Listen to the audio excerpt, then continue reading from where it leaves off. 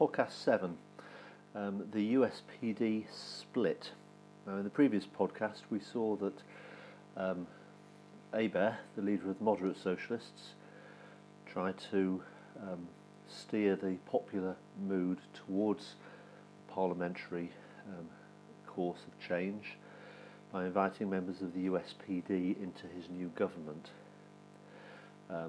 Smart move, but in some ways it worked, but in other ways it didn't. Why was this?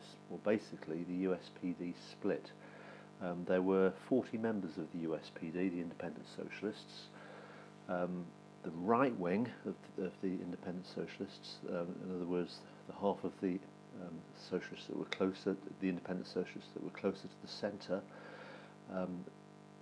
agreed to join in Hebert's government. They were led by a man called Haas. Okay, so that half of the Independent Socialists joined in. The left wing, on the other hand, there were some members of the USPD that were more to the extreme left, led by a man called Labrador. They disagreed with Haas's course of action.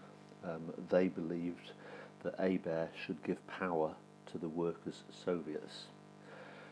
So there was a vote within the USPD about whether the USPD should join the Hebert's government.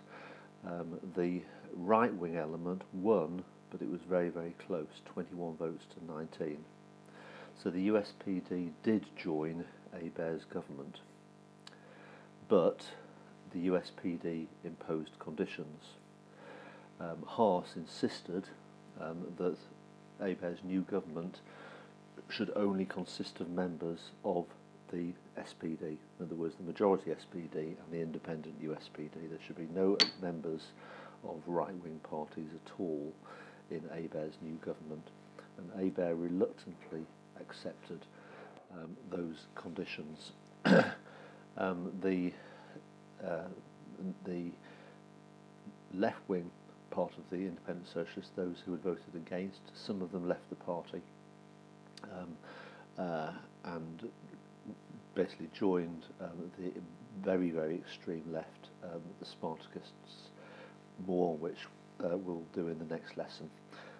Thank you, that's the end of Podcast 7.